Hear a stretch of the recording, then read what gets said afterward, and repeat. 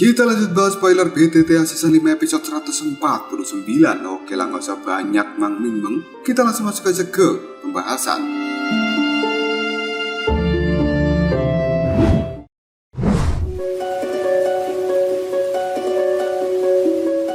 Setelah Soyeon meninggalkan kelompok dari Choying, dia pun kali ini menuju pegunungan 10.000 obat dan terus bergerak menuju bagian terdalam dari tempat itu. Hal pertama yang dirasakan oleh Soyeon merupakan energi yang sangat padat di dalam pegunungan ini, dan tidak heran jika pegunungan 10.000 obat akan memiliki banyak harta alam yang sulit ditemukan di luar sana. Soyeon juga mendengar banyak raungan binatang ajaib yang tampaknya terlihat cukup kejam. Soyeon mulai memejamkan mata dan menggunakan persepsi spiritualnya sehingga dia bisa merasakan cukup banyak aura yang luar biasa di pegunungan ini, terutama adalah di arah timur laut. Hal itu membuat Soyeon berkata dengan dirinya sendiri, jika aku menebak dengan benar, aura yang ada di arah timur laut itu seharusnya menjadi yang terkuat di dalam pegunungan 10.000 obat ini, dan itu merupakan binatang pamungkas yang telah disebutkan oleh Song King sebelumnya. Soyeon tahu binatang tersebut cukup sulit dihadapi karena mereka setara dengan seorang elit Daosun. Apalagi jika sampai mereka memiliki garis keturunan dari binatang buas zaman kuno, hal ini akan lebih mengerikan lagi. Tatapan mata dari Soyeon terus melihat ke arah timur laut dengan raut wajah yang cukup serius. Dirinya berkata,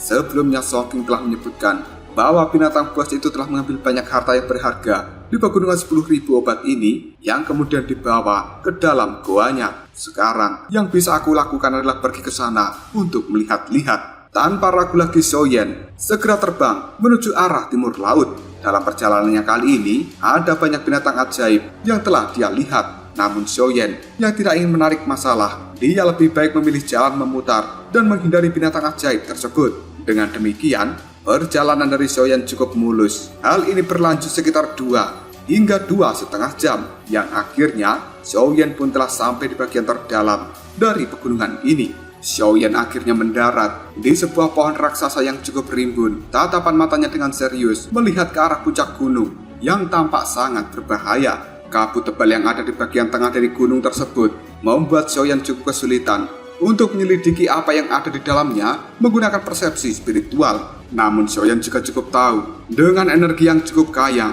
merembes dari pegunungan 10.000 obat itu, jika seseorang berlatih di sana pasti akan mendapatkan efek 2 kali lipat hanya dengan 1 kali usaha. Namun sayangnya energi di sana bersampur dengan benih yang liar dan juga ganas. Jika seseorang benar-benar ingin berlatih, mereka harus memurnikan dan membuang benih tersebut selama penyerapan supaya mereka bisa menggabungkan energi yang ganas itu ke dalam tubuhnya. Detik berikutnya Soyeon bisa merasakan 3 aura dari gunung tersebut, yang tampaknya aura ini telah mencapai peringkat dari level 7. Dengan kata lain, di tempat itu ada 3 binatang ajaib yang berada di kelas Daozong. Selain 3 aura itu, Soyeon juga bisa merasakan aura tersembunyi, dan seharusnya hal ini adalah aura pimpinan yang merupakan binatang paling buas dan juga ganas, seperti yang dibicarakan oleh Song King. Soyeon dengan hati-hati menarik kembali persepsi spiritualnya, yang kemudian dirinya berkata, itu memang sangat kuat, apalagi dari keganasannya yang merembes keluar. Jelas itu bukan binatang buas biasa yang bisa disinggung dengan mudah.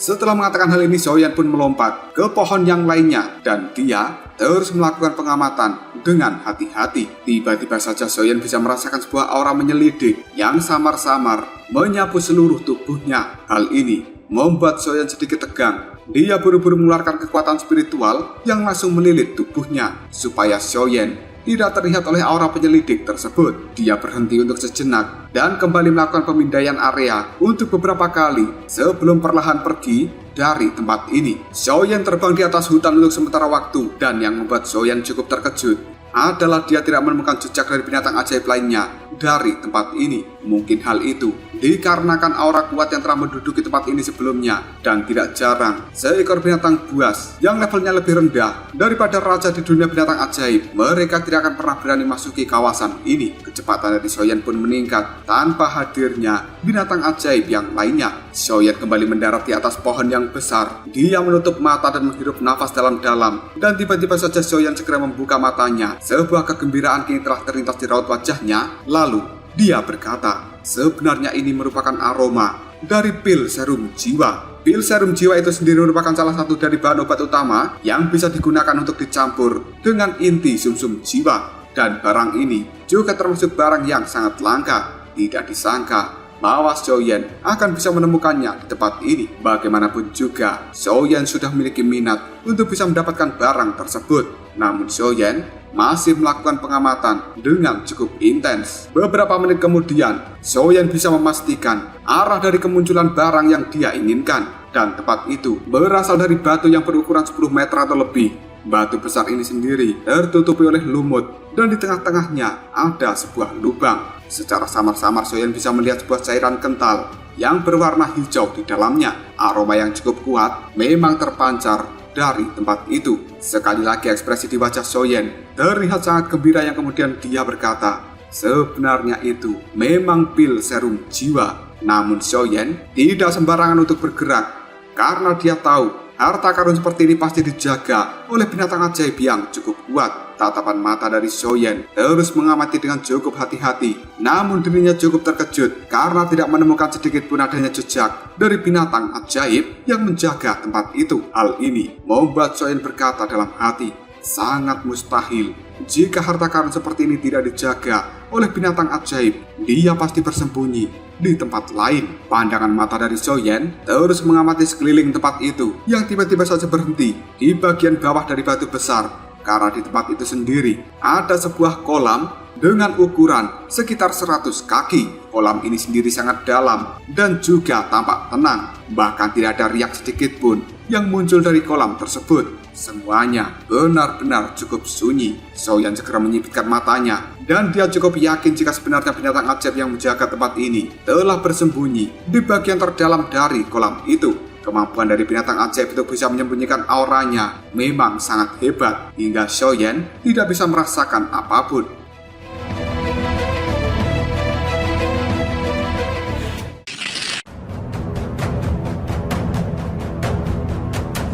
Detik berikutnya Xiaoyan dibuat terkejut karena dia bisa melihat beberapa sisik yang berwarna biru pucat di kejauhan. Sisik itu sendiri ukurannya sebesar telapak tangan dan ditutupi dengan garis-garis misterius. Xiaoyan menggunakan kekuatan hisap dari tangannya yang secara diam-diam mengambil sisik tersebut. Xiaoyan melihatnya dengan cukup intens yang kemudian dia merenung untuk sejenak. Segera setelah itu, Xiaoyan menyipitkan matanya sambil berkata, sisiknya berwarna biru. Ada garis-garis di atas yang persis dengan bentuk ular. Kadang-kadang pola harimau juga bercampur di dalamnya. Jika aku tidak salah menebak, binatang ajaib ini seharusnya yang melindungi pil serum jiwa tersebut. Dan seharusnya ini merupakan binatang ajaib dengan afinitas air yang cukup langka. Makhluk itu bernama ular harimau air misterius. Setelah sejenak melakukan identifikasi dan cukup yakin jika binatang penjaga itu berada di bawah air, Xiaoyan mengambil langkah untuk mundur sambil mengeluarkan pohon buah dari dalam cincin penyimpanan. Dan yang dikeluarkan Xiaoyan ini disebut dengan pohon abadi awan mabuk air. Buah ini sendiri memiliki daya tarik yang cukup kuat untuk beberapa binatang ajaib yang memiliki afinitas air. Jika mereka sampai menelan buah yang ada di pohon ini, maka binatang ajaib dengan afinitas air yang berada di tingkat 7 akan langsung mabuk dan juga tertidur. Xiaoyan dengan hati-hati mengubur pohon abadi awan mabuk air di tanah sehingga hal itu benar-benar seperti pohon yang asli. Yang kemudian Xiaoyan mengatakan, untuk bisa mendapatkan pil serum jiwa, aku hanya bisa mengorbankan benda ini. Tempat di mana Xiaoyan menguburkan pohon tersebut cukup jauh dari kolam air, karena Xiaoyan sadar bahwa binatang peringkat 7 itu memiliki kecerdasan yang tidak lebih lemah dari manusia.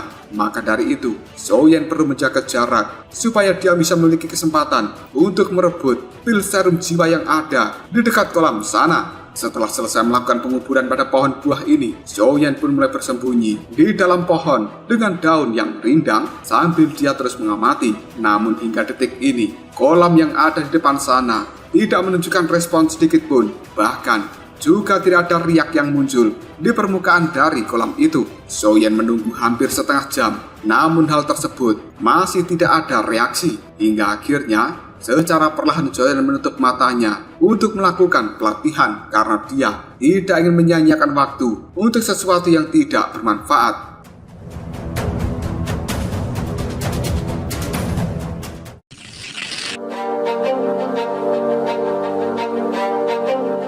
4 jam pun telah berlalu. Selama periode waktu ini, hutan tempat Xiaoyan berada masih tetap sunyi. Bahkan raungan dari binatang ajaib tidak ada sama sekali di tempat ini. Dan tidak lama kemudian, sebuah gelombang kini telah muncul dari dalam kolam yang kemudian bus.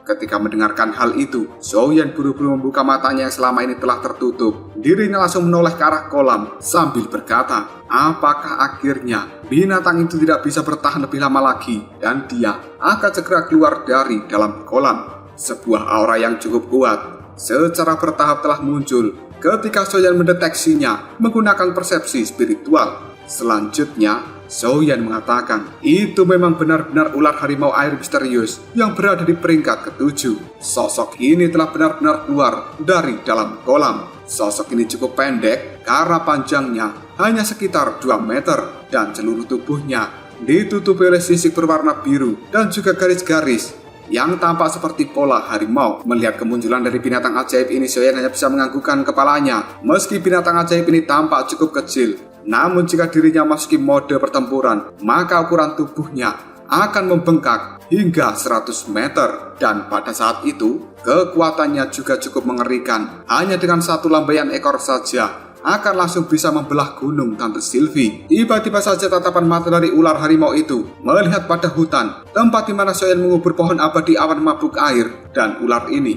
cukup berhati-hati. Dia mulai mengendus aroma dari pohon abadi tersebut. Dan setelah ragu-ragu, ular ini pun membuka mulutnya lebar-lebar. Sebuah cahaya biru segera dikeluarkan dari dalam mulutnya yang kemudian berubah menjadi penghalang energi yang melilit pil serum jiwa dan juga batu besar yang ada di sekitarnya. Setelah dirinya berhasil membuat pertahanan tersebut, tubuhnya pun segera bergerak menuju pohon abadi yang telah dikubur oleh Xiaoyan. Hal ini membuat Xiaoyan cukup terkejut. Tidak menyangka bahwa binatang ajaib ini benar-benar memiliki kecerdasan dan juga sangat berhati-hati. Tidak lama kemudian, binatang ajaib tersebut telah sampai di tempat Xiaoyan mengubur pohon abadi. Tatapan matanya kini telah dipenuhi dengan kegembiraan ketika melihat pohon tersebut. Namun binatang ini tidak segera mendekat, yang sebaliknya hanya mengayunkan ekor, dan energi air yang seperti cambuk benar-benar telah dikeluarkan dari dalam ekornya. Taktik yang dilakukan oleh ular tersebut memang cukup cerdas. Xiaoyan kembali mengeluarkan kekuatan spiritual yang langsung membungkus tubuhnya sendiri untuk menghilangkan auranya supaya tidak ketahuan oleh binatang tersebut. Sementara cambuk air yang dikeluarkan oleh ular tadi telah berubah menjadi tirai air yang berdesir dan melewati bagian atas tubuh Xiaoyan. Untungnya, Xiaoyan telah menyembunyikan aura dengan kekuatan spiritualnya. Karena yang dilakukan oleh binatang ini sebenarnya sedang melakukan pemindaian. Merasa situasinya benar-benar aman, dia buru-buru membuka mulutnya dengan lebar dan menyerap pohon abadi dengan cukup cepat. Segera setelah itu, ular ini pun mengayunkan ekor dan kembali terbang menuju ke arah kolam. Ketika melihat hal seperti ini, Xiaoyan yang bersembunyi hanya bisa tertawa di dalam hati karena pada akhirnya umpan yang diberikan oleh Xiaoyan benar-benar dimakan oleh ular tersebut.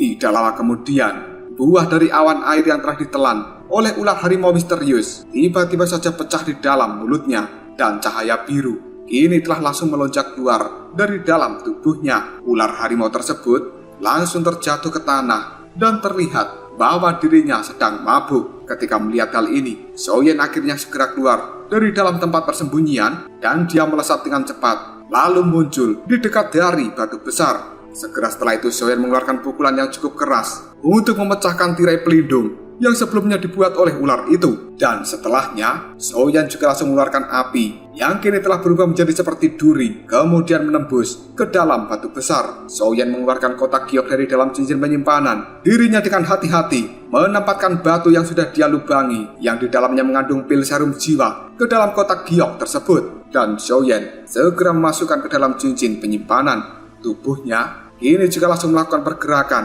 dan meninggalkan tempat ini. Meskipun efek dari buah awan air itu sangat kuat, namun Xiaoyan juga tahu dengan kekuatan dari ular harimau, kemungkinan dia akan bangun dalam waktu 3 atau 4 menit. Prediksi dari Xiaoyan pun benar. Setelah dirinya meninggalkan tempat ini, ada sebuah suara raungan marah bergema di dekat kolam dari kemunculan pil serum jiwa. Ketika mendengar hal ini, Xiaoyan hanya bisa tertawa di dalam hatinya, dan dia tidak berniat untuk berhenti, yang kemudian menambah kecepatan untuk buru-buru meninggalkan tempat yang sangat berbahaya ini. Cerita kemudian berpindah ke sebuah aula yang cukup besar yang dibangun dengan batu-batu raksasa. Di tempat itu, ada 2 binatang ajaib yang telah menjaga aula besar ini. Keduanya bahkan lebih kuat daripada ular harimau air misterius. Tiba-tiba saja ada sebuah suara berkata, "Nenek kecil, apakah makanmu sudah cukup?" Sebuah raungan yang cukup marah tiba-tiba saja terdengar dari dalam aula besar. 2 binatang ajaib yang tadinya menjaga pintu masuk dari aula ini, mereka buru-buru menundukkan kepalanya dan seolah-olah tidak mendengar apapun. Di bagian terdalam dari aula batu itu ada tempat yang cukup luas, dan saat ini sejumlah bahan obat yang tidak terhitung jumlahnya telah tersusun dengan rapi di tempat itu.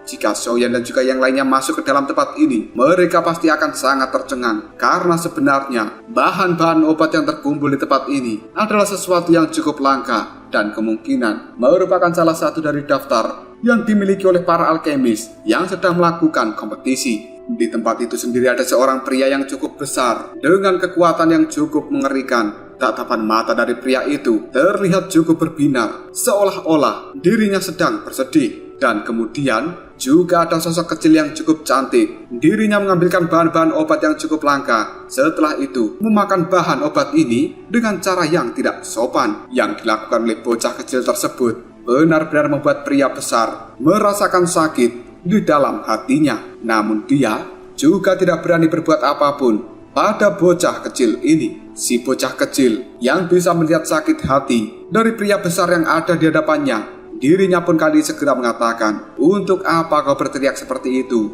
Setelah aku makan sampai kenyang dan berhasil menemukan orang yang aku cari, maka secara alami aku akan segera membawamu keluar dari tempat ini." Tenang saja, hanya menerobos ruang dimensi itu merupakan spesialisasi dari diriku. Xiaoyan yang sudah kabur secara perlahan kini telah melambat, dan tatapan matanya melihat pada bagian tengah dari gunung yang ada di tempat ini. Xiaoyan bisa melihat ada sebuah kabut yang cukup tebal dengan energi yang mengerikan. Dan Xiaoyan juga bisa merasakan aura yang sangat kuat di dalam kabut tebal tersebut. Xiaoyan yang sudah berdiri di atas pohon raksasa, dirinya pun segera mengatakan, "Saat ini yang bisa aku lakukan hanyalah naik ke puncak gunung secara diam-diam, dan aku akan melihat apakah diriku bisa mencuri item dari tugas yang aku butuhkan. Dengan kekuatanku sendiri mungkin cukup sulit untuk bisa merebut hal itu dengan paksa." Baru saja Xiaoyan akan kembali melakukan pergerakan, tatapan matanya tiba-tiba melihat pada dasar gunung ada sebuah riak energi yang sangat kuat meletus dari tempat itu. Dan riak energi semacam ini bukanlah fluktuasi dari energi biasa, sebaliknya itu adalah pertempuran Doki. Xiaoyan cukup yakin jika pertempuran Doki seperti ini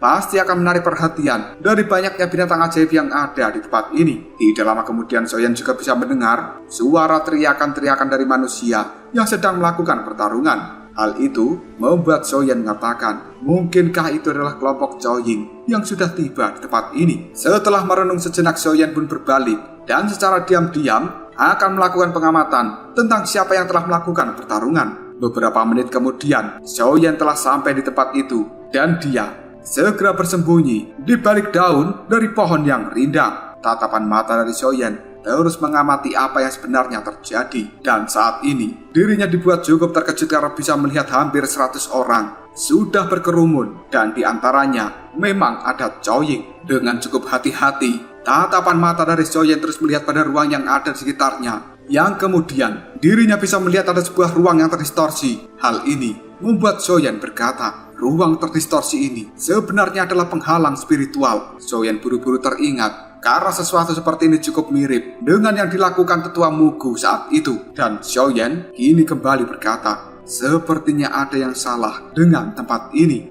Apakah sebenarnya hal itu dilakukan oleh pria yang menggunakan jubah berwarna hitam?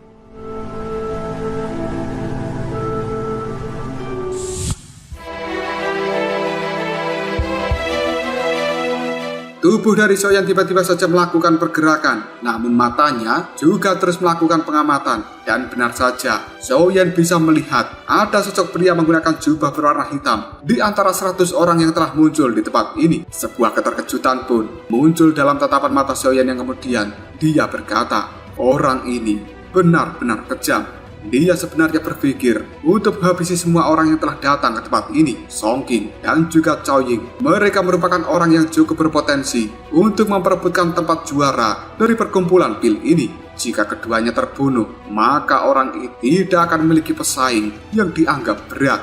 Hampir 100 orang benar-benar telah terjebak di dalam segel dimensi yang dibentuk oleh pria berjubah hitam itu. Tatapan mata dari Song King melihat pria berjubah hitam yang kemudian dia berkata, "Tuan, apakah maksudmu dengan semua ini? Apakah dirimu berencana untuk menyerang kita semua?" Cao Ying yang ada di samping Song King melihat pria berjubah hitam dengan ekspresi yang muram dalam tatapan matanya yang cantik. Dengan persepsi spiritualnya yang cukup kuat dan jauh melebihi orang lain, Cao Ying bisa merasakan bahwa sebenarnya pria berjubah hitam memiliki kekuatan yang sangat menakutkan. Pria berjubah hitam itu pun tersenyum, kemudian mengatakan, "Dua jenius muda dari Menara Pil." Reputasi seperti ini memang luar biasa. Namun, aku hanya bisa menggunakan taktik seperti ini untuk bisa mendapatkan tempat juara. Tatapan mata dari Cao Ying menjadi cukup tajam ketika melihat pria berjubah hitam. Lalu dia berkata, "Bolehkah aku tahu siapa senior ini? Apakah dirimu tidak takut jika Menara Pil mengejar dirimu setelah kau membunuh kita di tempat ini?" Semua orang akan segera mati di tempat ini. Oleh karena itu, Menara Pil tidak akan pernah menyadari siapa yang telah membunuh kalian. Raut wajah banyak alkemis yang ada di tempat ini tiba-tiba saja menjadi marah setelah mendengar kata-kata tersebut. Tanpa basa-basi lagi, mereka langsung menarik senjata masing-masing dan akan melakukan pergerakan untuk membunuh pria berjubah hitam. Namun Song King segera berteriak dengan marah, "Bukankah kau terlalu sombong? Kita yang ada di tempat ini sangat banyak. Apa kau pikir kita semuanya takut padamu?" Pria berjubah hitam itu hanya tersenyum dengan penuh ejekan. Selanjutnya, ada sebuah suara berteriak, "Hati-hati! Seseorang telah melakukan penyergapan." Hanya dalam waktu yang cukup singkat, banyak para alkemis yang telah mengelilingi tempat ini. Mereka berteriak dengan cara yang cukup menyedihkan. Kepala mereka juga langsung mengucurkan darah yang kini telah membumbung ke langit. Perubahan yang tidak terduga ini membuat Song King, Cao Ying, dan juga yang lainnya menjadi sangat terkejut. Bahkan Soyan yang bersembunyi juga tampak kaget.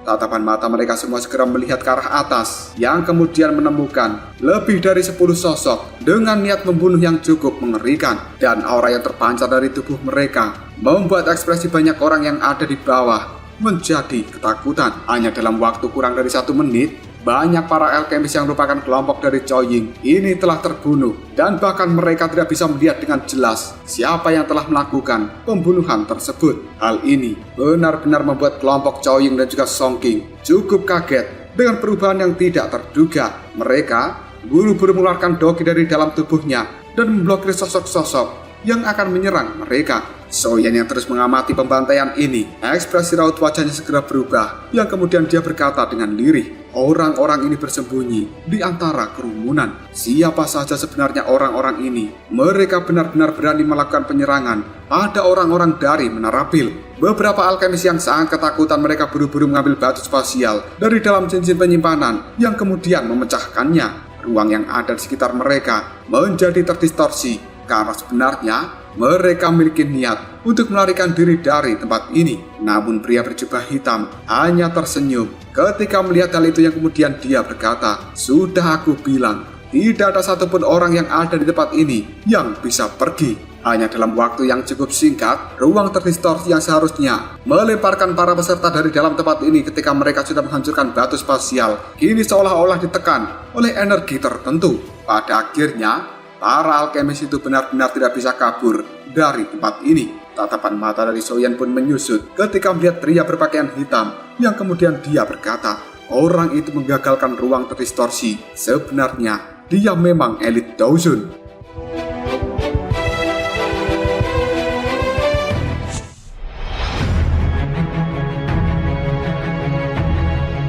Pembantaian di tempat ini terus berlanjut. Sudah banyak alkemis yang telah menjadi korban dan mati secara sia-sia. Dari 100 orang, saat ini hanya tersisa 10 dari mereka. Di antaranya adalah Song King, Chao Ying, dua tetua dari sekte Xuan yang mendalam yang tadinya membawa Chen Xian. Di antara mereka, orang berjubah hitam itu sambil memandangi kelompok Chao Ying, dia berkata, "Sungguh perjuangan yang tidak berguna." Ekspresi di raut wajah Song King ini telah berubah menjadi cukup jelek ketika melihat banyak orang yang telah mati di tempat ini. Selain itu, dia juga bisa merasakan aura membunuh yang cukup mengerikan dari pria berjubah hitam. Sementara Chao Ying yang biasanya tersenyum, raut wajahnya kini telah berubah menjadi cukup serius, yang kemudian bertanya, "Apakah senior berniat untuk membunuh kita semua?" Pria berpakaian hitam tertawa sambil memandangi Chao Ying.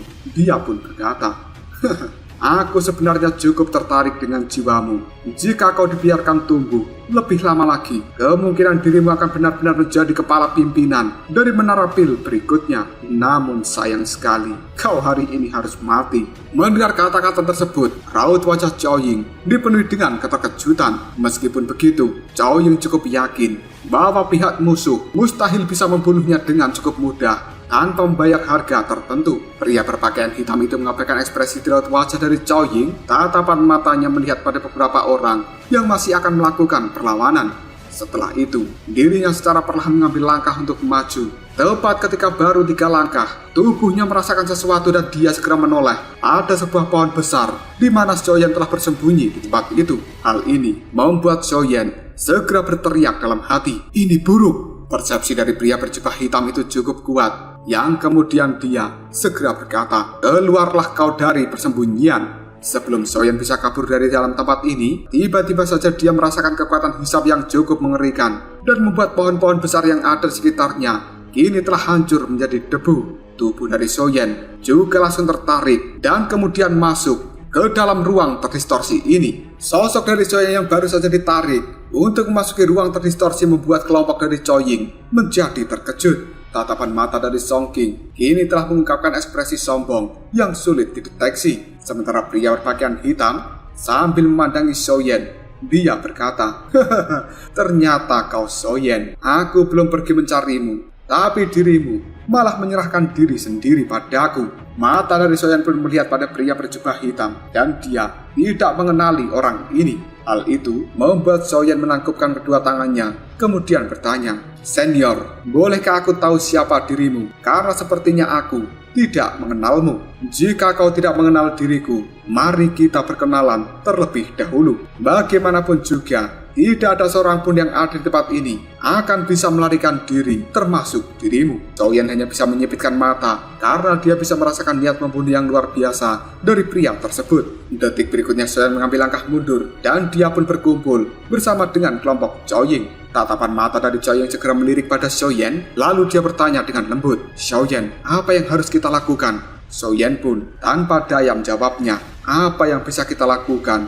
Orang itu adalah seorang elit Daosun. Kalian semua harus memikirkan cara untuk bisa melarikan diri dari tempat ini." Song King hanya mengerutkan kening, kemudian berkata, "Bagaimana caranya kita melarikan diri? Orang itu telah membuat segel spasial, di mana hal itu bahkan menghalangi kekuatan dari batu spasial." Xiaoyan terlalu malas untuk berdebat dengan Song King dan dirinya hanya terdiam. Namun Xiaoyan memiliki niat, jika sampai orang berjubah hitam itu benar-benar membahayakan dia, maka Xiaoyan akan mengeluarkan api teratai pemusnahan supaya bisa melarikan diri dari tempat ini.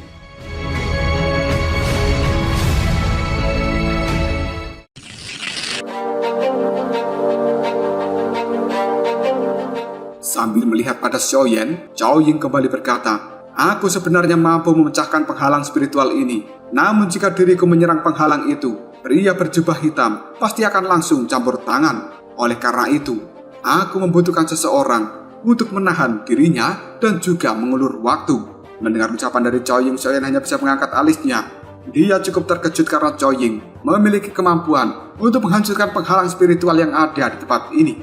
Seorang pria paruh baya, tiba-tiba saja dirinya mengatakan, "Jika kau memang bisa melakukan hal itu, maka kita semuanya akan memblokir orang berpakaian hitam itu." Sementara Xiaoyan melihat pada Chao Ying lalu bertanya, "Berapa lama waktu yang kau butuhkan?" Dengan cepat, Chao Ying menjawab, 3 menit. Xiaoyan terdiam sejenak. Setelah itu dia perlahan menganggukkan kepalanya dan tatapan matanya kini telah melihat pada pria berjubah hitam. Xiaoyan memiliki kepercayaan diri. Jika hanya memblokir 3 menit, kemungkinan masih bisa dia lakukan. Semua orang yang ada di tempat ini hanya bisa menghela nafas dengan lega setelah melihat Xiaoyan menganggukkan kepalanya. Dan beberapa tatapan mata dari orang-orang yang tersisa melihat pada Xiaoyan dengan penuh rasa terima kasih. Sambil tersenyum ke arah Xiaoyan, Zhao Ying berkata, "Terima kasih banyak atas bantuanmu." Setelah mengatakan hal ini, sosok dari Zhao Ying pun segera mengambil langkah untuk mundur. Sementara Song Qing buru-buru berteriak, "Serang!" Berbagai doki yang luar biasa ini telah dikeluarkan dari tubuh orang-orang yang ada di tempat ini. Mereka semuanya segera bergegas menuju pria berjubah hitam dan tidak akan membiarkan orang itu mengganggu Zhao Ying. Sementara Xiaoyan kali ini dibuat terkejut di dalam hatinya karena dia bisa merasakan kekuatan spiritual yang luar biasa telah menyebar di antara alis Zhao Ying. Wanita ini memang tidak sederhana. Kelompok dari Xiaoyan telah memulai pertarungannya dan memblokir orang berpakaian hitam itu. Di saat yang sama, Xiaoyan juga langsung melakukan pergerakan dan muncul tidak jauh dari pria berjubah hitam. Sebuah api hijau ini telah dikeluarkan dari dalam tubuh Xiaoyan. Sementara pria berjubah hitam sambil melihat pada Xiaoyan, dia berkata, "Apakah kau berpikir bisa memblokir diriku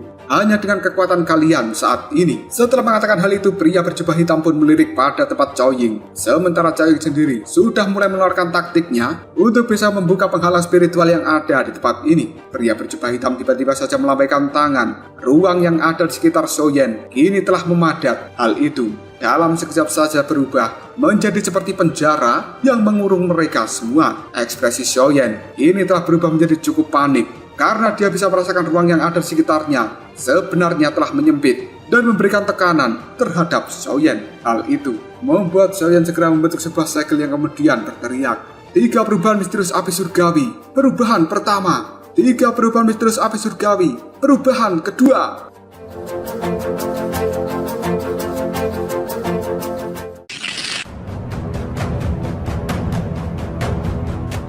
Hanya dalam waktu yang cukup singkat, Dao Qi di dalam tubuh Xiaoyan pun melonjak dan dengan paksa dia menghancurkan ruang padat yang akan mengurung dirinya. Xiaoyan bergerak dengan sangat cepat yang kemudian berhadapan dengan pria berjubah hitam. Sebuah keterkejutan ini telah melintas dalam tatapan mata pria berjubah hitam itu ketika melihat Xiaoyan lalu berkata, 3 perubahan misterius api surgawi itu adalah teknik tingkat tinggi yang dimiliki lembah api yang terbakar. Pria berjubah hitam pun segera menghilang yang tampaknya telah melakukan teleportasi dan dirinya kini dengan cepat muncul di hadapan Xiaoyan. Sebuah serangan telapak tangan segera dia ayunkan dan akan menabrak dada dari Xiaoyan. Ekspresi serius pun muncul di raut wajah Xiaoyan. Namun Xiaoyan juga mengetahui bahwa sebenarnya pria itu telah mengunci pergerakan Xiaoyan dengan memadatkan ruang dimensi yang ada di tempat ini. Karena sudah tidak bisa menghindar, satu-satunya yang dilakukan Xiaoyan adalah menerima serangan itu dengan paksa. Xiaoyan pun mengalirkan api surgawi ke dalam tangannya yang kemudian dia berteriak, "Ledakan oktan, segel pembuka gunung, segel pembalik lautan."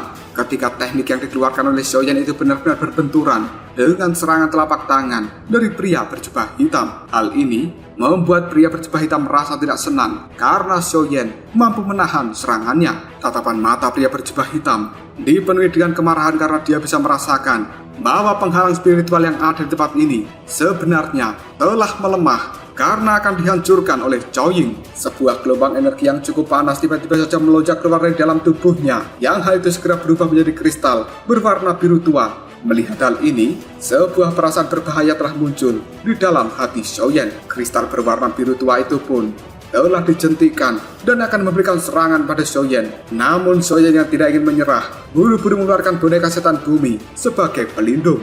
Akhirnya, diar!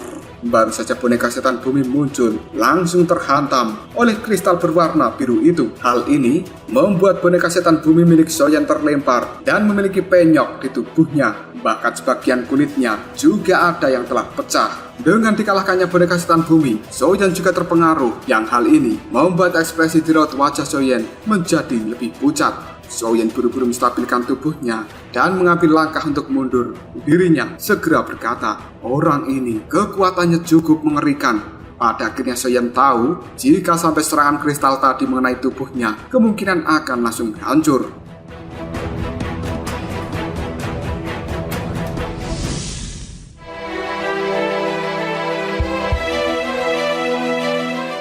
Sambil melihat pada boneka setan bumi, Xiaoyan pun berkata, apakah ini adalah kekuatan dari seorang elit Dosun? Tiba-tiba saja Xiaoyan mendengar suara retakan yang telah muncul di udara. Segera setelah itu, Cao Ying pun mengirimkan pesan suara pada semua orang. Cepat kalian bergegas dan pergi meninggalkan penghalang spiritual ini. Reaksi dari Xiaoyan pun cukup cepat. Dirinya buru-buru berbalik dan meninggalkan tempat ini, kemudian menuju bagian terdalam dari hutan menggunakan gerakan 3000 petir.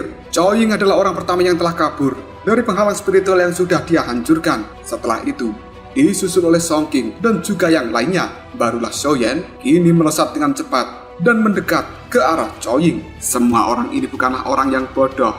Mereka tidak lari satu arah, namun mereka telah menyebar supaya pria berjubah hitam itu bingung ingin mengejar siapa. Pria berjubah hitam saat ini cukup terkejut karena penghalang spasialnya telah dihancurkan, yang kemudian dia berteriak, jangan biarkan siapapun bisa lolos dari tempat ini. Hampir 10 orang yang menjadi anak buah dari pria berjubah hitam kini segera berkata, baiklah. Segera setelah itu, mereka pun menyebar dan tidak akan membiarkan satupun orang bisa pergi dari tempat ini. Sementara tatapan mata dari pria berjubah hitam terlihat fokus ke arah perginya Xiaoyan dan juga Cao Ying. Kemudian dia segera tertawa sambil mengatakan, aku ingin melihat seberapa lama kalian bisa berjuang. Ruang yang ada di sekitarnya pun mulai terdistorsi dan pria berjubah hitam itu kini telah menghilang dengan cukup aneh. Xiaoyan dan juga Cao Ying kini mereka pergi bersamaan dan keduanya melewati hutan yang cukup rimbun. Tiba-tiba saja sebuah riak muncul dari pepohonan yang ada di hadapan Xiaoyan dan juga Cao Ying. Hal ini membuat mereka berdua menjadi cukup terkejut dan memfokuskan tatapan mata mereka. Namun detik akhirnya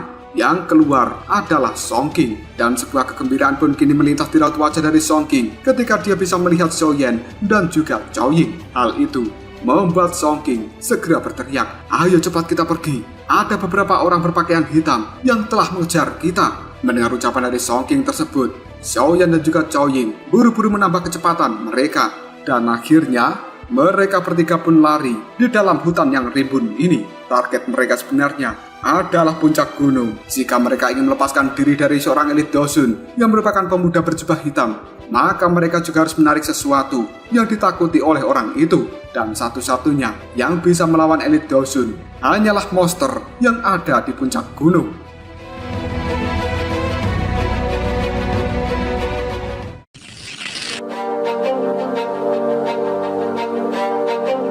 Baru saja Xiaoyan akan bergerak menggunakan gerakan 3000 petir, dia bisa merasakan sebuah kekuatan hisap yang cukup mengerikan dari arah belakang, dan sosok berjubah hitam kini telah muncul entah dari mana. Hal itu membuat hati dari kelompok Xiaoyan menjadi ketakutan. Pria berjubah hitam kini telah melirik kelompok dari Xiaoyan yang kemudian berkata, kecepatan kalian memang luar biasa, namun sayangnya hal itu masih belum cukup untuk bisa melepaskan diri dariku. Sebuah kemarahan kini telah muncul dalam tatapan mata Xiaoyan ketika mendengar kata-kata dari pria berjubah hitam. Selanjutnya, pria berjubah hitam itu kembali mengatakan, jangan buang-buang waktu lagi untuk diriku. Tangan dari pria berjubah hitam kini kembali membentuk kristal berwarna biru. Segera setelah itu, kristal ini pun berubah menjadi sebuah cakar yang cukup tajam dan juga mengerikan. Pria berjubah hitam segera melambaikan lengan bajunya, dan cakar kristal itu kini telah menghilang entah kemana.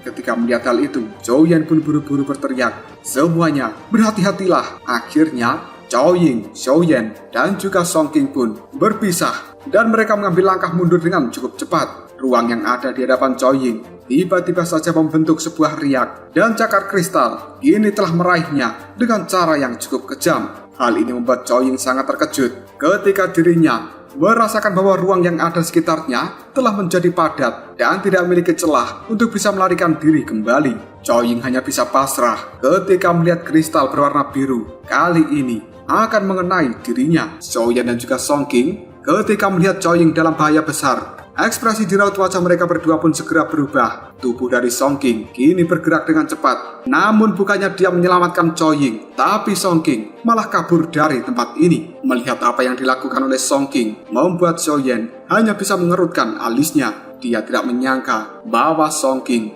adalah seseorang yang rela meninggalkan rekannya. Benar-benar orang itu tidak tahu malu. Selanjutnya Xiaoyan pun melambaikan lengan bajunya, dan boneka setan bumi kembali dikeluarkan dari dalam cincin penyimpanan Segera setelah itu muncul di hadapan dari Chao Ying karena Xiaoyan akan menggunakan boneka setan bumi untuk memblokir serangan dari cakar berwarna biru dan akhirnya tubuh dari boneka setan bumi sekali lagi terkena hantaman dari cakar kristal biru yang membuat dadanya kali ini telah retak. Sementara Xiaoyan buru-buru berteriak, "Chao Ying, cepat kabur!" Mendapatkan teriakan seperti itu, tanpa basa-basi lagi Chao Ying segera melakukan pergerakan dan dia mengirimkan pesan suara terima kasih terhadap Xiaoyan. Xiaoyan kembali memberikan isyarat pada boneka setan bumi yang kali ini menariknya kembali ke dalam cincin penyimpanan karena boneka setan bumi benar-benar telah rusak parah. Segera setelah itu, Xiaoyan mengeluarkan gerakan 3000 petir dan dirinya bergegas kabur menuju hutan dari arah yang berbeda dengan Chao Ying. Ekspresi dari pria berjubah hitam ketika melihat hal ini benar-benar sangat marah, tidak menyangka serangannya sekali lagi digagalkan oleh Xiaoyan. Tatapan matanya tidak lagi melihat pada Chao Ying, namun hal itu segera menargetkan pada Xiaoyan. Orang berjubah hitam itu lalu berkata, "Karena dirimu sangat suka menyelamatkan orang lain, maka aku akan melihat siapa kali ini yang akan menyelamatkan dirimu." Setelah berkata seperti itu, tubuh dari pria berjubah hitam pun menghilang dengan cara yang cukup aneh.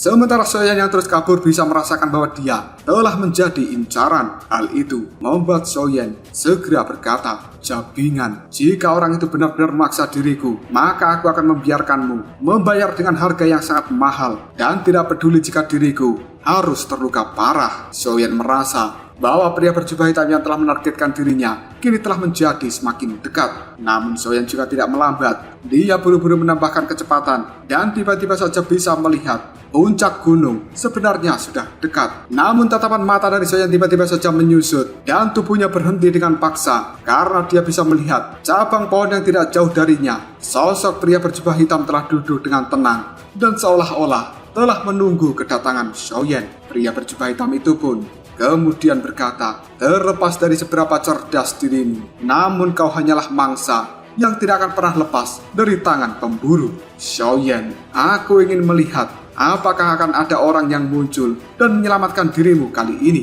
Dan aku pasti akan mengambil api surgawi yang kau miliki." Mendengar kata-kata ini, tatapan mata dari Xiaoyan telah berubah menjadi cukup serius. Yang kemudian dia berkata, "Sebenarnya kau adalah tetua Mugu." Pria berjubah hitam sedikit terkejut ketika mendengar ucapan dari Xiaoyan yang kemudian dia tersenyum sambil berkata, "Apakah sebenarnya kau sudah mengenali diriku? Tapi bagus sekali. Jika kau memang telah mengenaliku, setidaknya kau bisa tahu siapa yang telah membunuhmu." Dan tidak peduli bagaimanapun orang mengatakan, sebenarnya kita berdua memang memiliki beberapa hubungan. Jika benar-benar membahas hal ini, sebenarnya kau harus memanggilku sebagai paman guru.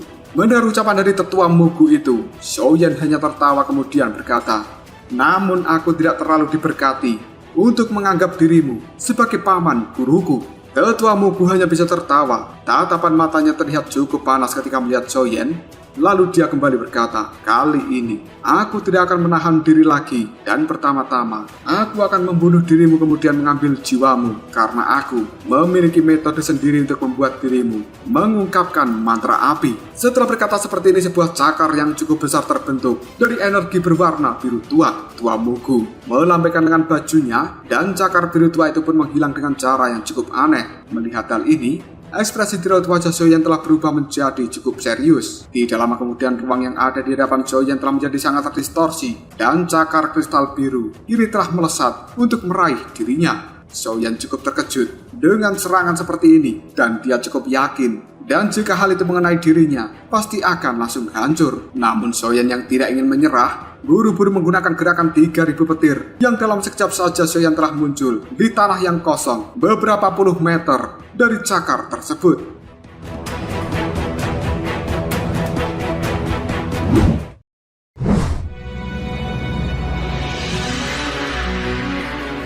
Tetua Mugu hanya bisa tertawa ketika melihat reaksi yang cukup cepat dari seorang Xiaoyan.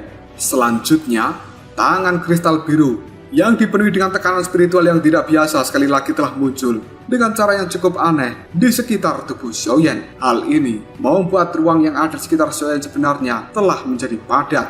Merasakan hal itu, ekspresi wajah Xiaoyan pun telah berubah karena dia bisa merasakan tangan kristal biru ini sangat merepotkan untuk dihadapi. Tatapan mata dari Xiaoyan menjadi sangat terfokus ketika melihat cakar yang besar akan meraih dirinya. Xiaoyan kali ini juga mengeluarkan doki dari dalam tubuhnya. Jika memang harus bertarung mati-matian, maka Xiaoyan akan melakukan hal itu. Xiaoyan dengan cepat membentuk segel di tangannya sambil berteriak, 3 perubahan misterius api surgawi. Perubahan kedua, 3 perubahan misterius api surgawi. Perubahan ketiga. Melihat apa yang dilakukan oleh Xiaoyan, tetua Mugu hanya bisa tersenyum karena dia tahu bahwa Xiaoyan kali ini telah menggunakan seluruh kekuatannya untuk melakukan perlawanan. Namun, detik berikutnya ruang yang ada di hadapan Xiaoyan telah menjadi sangat terdistorsi. Segera setelah itu sosok yang cukup kuat telah melangkah keluar dari dalam ruang terdistorsi itu yang kemudian berdiri tepat di hadapan Xiaoyan. Sosok misterius ini akan memberikan perlindungan pada Xiaoyan, dan perasaan seperti ini bisa dirasakan oleh Xiaoyan bahwa sebenarnya sosok itu seolah-olah gunung yang akan menopang langit. Sosok yang baru saja muncul tertawa terbahak-bahak kemudian berkata, membunuh secara terang-terangan di dalam wilayahku. Kau benar-benar tidak memberiku wajah apapun. Dalam sekejap saja sosok itu mengumpalkan 5 jarinya dan membentuk sebuah tinjuan yang langsung bertabrakan dengan cakar besar milik tetua Mugu. Akhirnya, dar! Cakar kristal biru pun hancur dalam sekejap. Tetua Mugu ini dikejutkan dengan hal itu yang kemudian dia berkata, siapa sebenarnya yang berani ikut campur? Sosok bertubuh besar ini tidak menjawab perkataan dari tetua Mugu. Namun tiba-tiba saja ada suara seorang gadis yang bergema di tempat ini. Orang tua, aku tidak akan peduli jika kau mengejar yang lainnya. Namun kali ini, kau tidak akan pernah bisa membunuh Xiaoyan. Suara dari gadis yang telah berbicara itu membuat Xiaoyan cukup terkejut. Tatapan matanya menyusut, yang kemudian Xiaoyan berkata, Xian?